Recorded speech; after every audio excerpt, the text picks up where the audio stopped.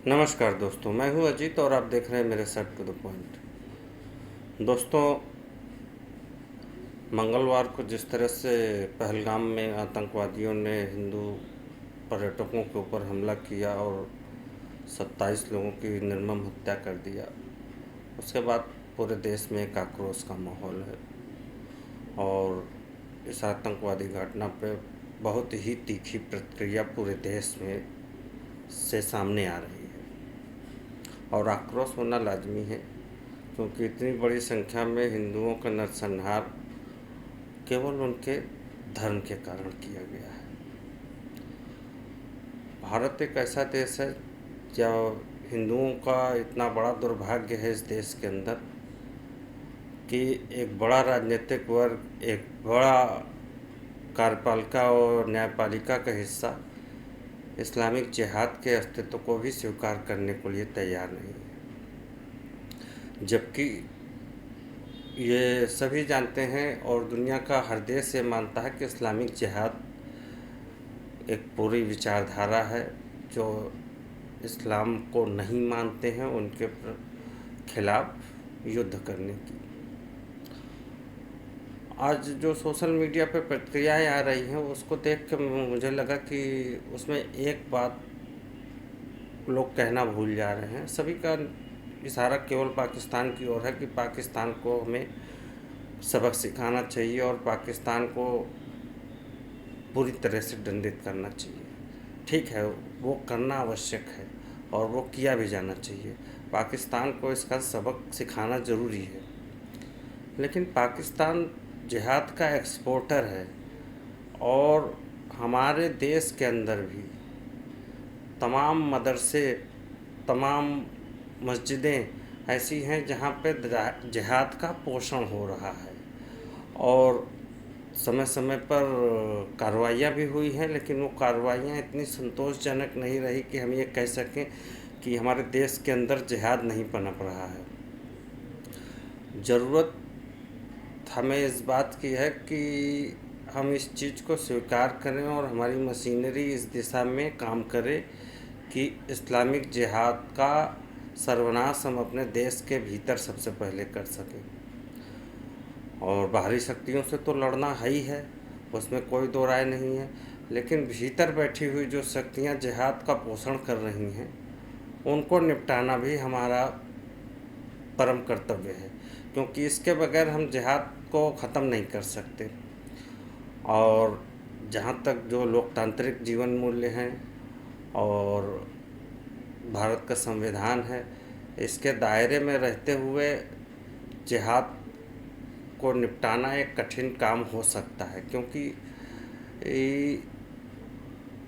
जो जिहादी तत्व हैं वो आपके संविधान को नहीं मानते हैं, वो गैर मजहबी लोगों के जीने के अधिकार को भी नहीं मानते हैं।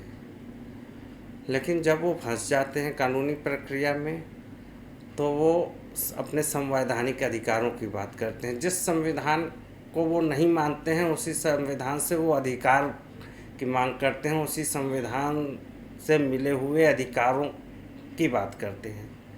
तो हमें समझना होगा कि जिहादियों से निपटने के लिए कुछ विशेष कानून की आवश्यकता पड़ेगी निश्चित रूप से देश को, और उसमें कोई संकोच नहीं किया जाना चाहिए।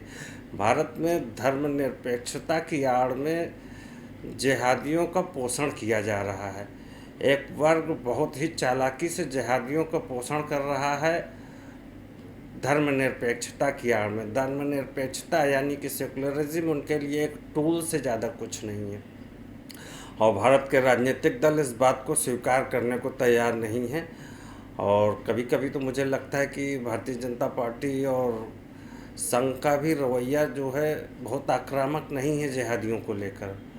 वो भी 2 कदम आगे 2 कदम पीछे की स्थिति में दिखाई पड़ते हैं।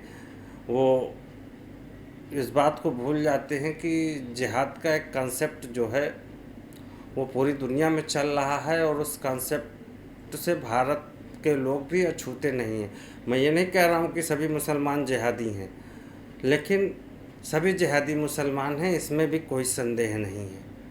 और इसलिए हमें मस्जिदों और मदरसों को और मुल्ले मौलवियों को ऑर्गेनाइज तरीके से ट्रेंड करना पड़ेगा, जिहादियों का पोषण जिससे ना हो सके या जिहादियों की पैदावार जिससे भारत के अंदर ना हो सके।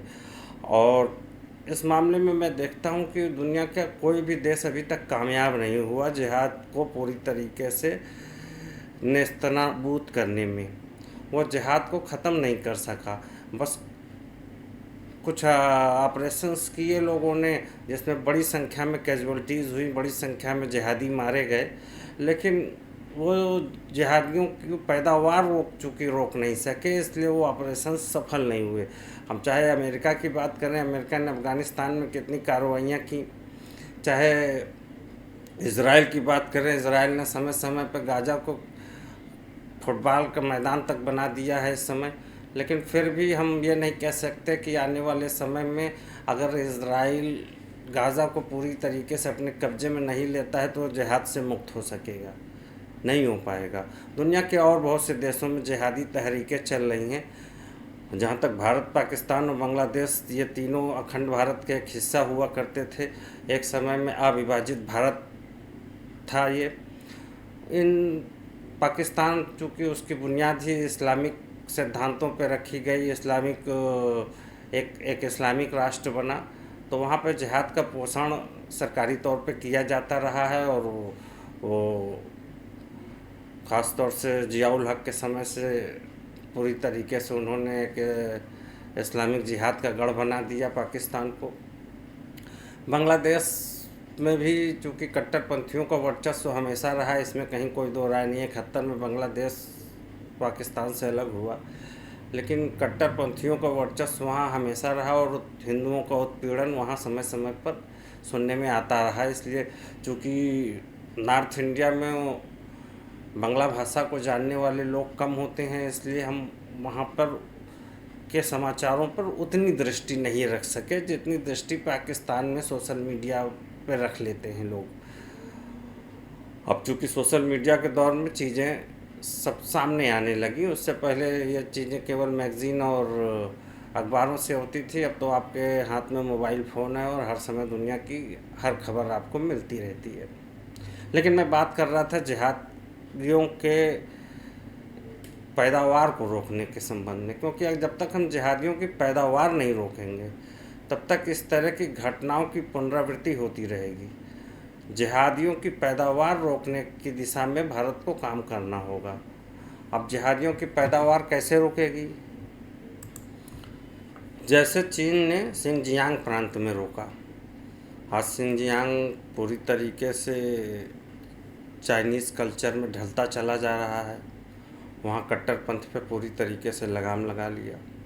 मैं जानता हूँ कि ये चीज़ें करना भारत में आसान नहीं है, क्योंकि भारत में सेकुलरिज्म के नाम पर देश का इस्लामीकरण करने के लिए बहुत से लोग तैयार बैठे हुए हैं, और एक बड़ी संख्या में ऐसे राजनीतिक लोगों की है जो सेकुलरिज्म की आड़ में अपना वोट बैंक साधने के लिए, जिन्हें अपनी सत्ता के अलावा देश और देश के नागरिकों से कोई मतलब नहीं है, ऐसे लोग बड़ी मात्रा में भारतीय राजनीति में हैं और हर फील्ड में बैठे हुए हैं, ये कह लीजिए, केवल भारत की राजनीति में नहीं।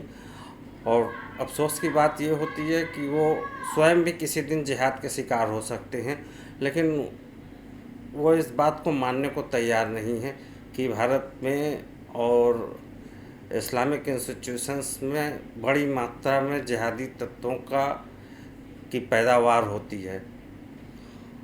समय समय पे लोग पकड़े गए हैं, ऐसा नहीं है कि लेकिन वो इसको एक्सेप्शन बता के फुर्सत हो जाते हैं कि ये तो अपवाद स्वरूप ऐसा हुआ है, ये कोई सामान्य बात नहीं है। जी नहीं, ये सामान्य बात है। आज चीन को अगर देखिएगा तो चीन ने जिस तरीके से निपटा है जिहादियों से, वो काबिल तारीफ़ है। उन्होंने मुल्ले मौलवियों से लेकर आम नागरिक जो उनके थे, केवल सिंजियांग प्रांत ही उनका था जो कि मुस्लिम बाहुल्य था, और उस प्रांत को पूरी तरीके से उन्होंने नॉर्मल करने में सफलता प्राप्त कर ली है। आज वहाँ पे कट्टरपंथ का नामो निशान नहीं रह गया है, जिहादी वहाँ पे पैदा होने बंद हो गए हैं। वो बाकी पूरे चीन से जैसा पूरा चीन है वैसा ही सिंजियांग प्रांत भी होता जा रहा है। यानी कि कोई कल्चरल डिफरेंस नाम की कोई चीज़ आपको वहाँ पे देखने को नहीं मिलेगी। अब लोग कुछ लोग यहाँ पे तर्क देने लगेंगे कि डाइवर्सिटी, हम डाइवर्सिटी ख़त्म करने की बात नहीं कर रहे हैं, और ना ही मैं किसी के मजहबी मामले में कोई हस्तक्षेप करने की बात कर रहा हूँ। मैं सीधी सी बात ये कर रहा हूँ कि वो विचार, वो सिद्धांत जो कि किसी को इस बात के लिए प्रेरित करते हैं कि आपकी किताब आपके मजहब को ना मानने वालों की हत्या करने से आप जन्नत में जाएंगे और आपको 72 हूरें मिलेंगी और पता नहीं क्या क्या चीज़ें बताते हैं कि अगर जीतोगे तो गाजी कहलाओगे और मर गए तो जन्नत चले जाओगे। तो इस तरह की अवधारणा जो है, इस अवधारणा को जब तक आप समाप्त नहीं करेंगे तब तक आप जिहाद को समाप्त नहीं कर पाएंगे। चाहे हम पाकिस्तान को ख़त्म कर दें दुनिया के नक्शे से, बांग्लादेश को ख़त्म कर दें दुनिया के नक्शे से, तब भी हम जिहाद को नहीं ख़त्म कर पाएंगे। तो जिहाद को ख़त्म करने के लिए हमें सबसे पहले अपने इंटरनल जो सेंटर्स हैं जहाँ पे कि इस्लामिक प्रीचिंग, इस्लामिक शिक्षा इस तरह की दी जा रही है जिससे जिहादी तैयार होते हैं या जिहादी माइंडसेट डेवलप होने की संभावना होती है, उन पे तगड़ा नियंत्रण करना होगा। और जो लोग मदरसे और मस्जिदों में प्रीचिंग करते हैं, जो लोग वहाँ पे शिक्षा देते हैं, उन लोगों को इस बात के लिए ट्रेंड करना होगा कि उनके नीचे से कोई जिहादी ना निकले। और जब तक हम ऐसा करने में कामयाब नहीं होंगे तब तक कोई रास्ता नहीं है इन जिहादियों से निपटने का। हम 4 दिन आक्रोश प्रकट करके और कुछ लोगों के खिलाफ कोई एक्शन लेकर या पाकिस्तान को सबक सिखाकर केवल जिहाद को नहीं ख़त्म कर पाएंगे भारत से। हम केवल इतना ही कर पाएंगे कि पाकिस्तान को दंडित कर देंगे तो हो सकता है बॉर्डर पर कुछ समय के लिए फिर एक शांति क्रिएट हो जाए। लेकिन ये एक इस्लामिक आइडियोलॉजी है, इस बात को हम स्वीकार क्यों नहीं करना चाहते हैं? हमारे न स्वीकार करने से सत्य बदल नहीं जाएगा। भारत के राजनीति का एक बहुत बड़ा दुर्भाग्य भारत के हिंदुओं का है कि भारत का एक राजनीतिज्ञों का वर्ग जिहादियों को एक तरीके से फैसिलिटेट कर रहा है। वो उनके लिए एक सुविधाजनक वातावरण तैयार करता है और बात बात में ये प्रकट करता है कि मुसलमानों के साथ अत्याचार हो रहा है। अरे भाई, जहाँ से जिहादी पैदा हो रहे हैं उस जगह पे चेक एंड बैलेंस नहीं होगा तो कैसे आप जिहादियों को रोक पाएंगे? जिहादी पैदा होने से कैसे आप रोक पाएंगे? आपको अगर इनकी पैदावार रोकनी है तो इस चेक एंड बैलेंस करना पड़ेगा। मदरसों में क्या पढ़ाया जा रहा है, इस्लामिक प्रीचर्स क्या कह रहे हैं मस्जिदों के अंदर, इन सब पे आपको नज़र रखनी पड़ेगी और इनको ट्रेनिंग करनी पड़ेगी, केवल नज़र ही नहीं। और जो लोग कट्टरपंथ से बुरी तरीके से प्रभावित हो चुके हैं उनको कंसंट्रेशन कैंपों में रख के उनको भारत का नागरिक, भारतीय जीवन शैली, भारत की संस्कृति के विषय में आपको बताना होगा और कहीं ना कहीं आपको बाध्य करना होगा उनको इस चीज़ को मानने के लिए। अगर आप ऐसा करने में कामयाब होंगे तभी भारत से जिहाद का सफाया हो सकेगा, इस्लामिक आतंकवाद ख़त्म हो सकेगा। और ठीक है, ये लोकतंत्र में मुश्किल होगा क्योंकि लोकतांत्रिक जीवन मूल्यों में समय समय पर अदालती बाधाएं आएंगी, समय समय पर कानूनी बाधाएं आएंगी, लेकिन उसके लिए भारत के सर्वदलीय सभी दलों को एक मत होना पड़ेगा कि यह पूरे देश की समस्या है। ये केवल आज जम्मू कश्मीर में, आज कश्मीर में हुआ, पहलगाम में हुआ, कल कहीं और हो सकता है, अभी उसके पहले मुर्शिदाबाद, उसके पहले महाराष्ट्र, लगातार इस तरह की घटनाएं हमें देखने को मिल रही हैं।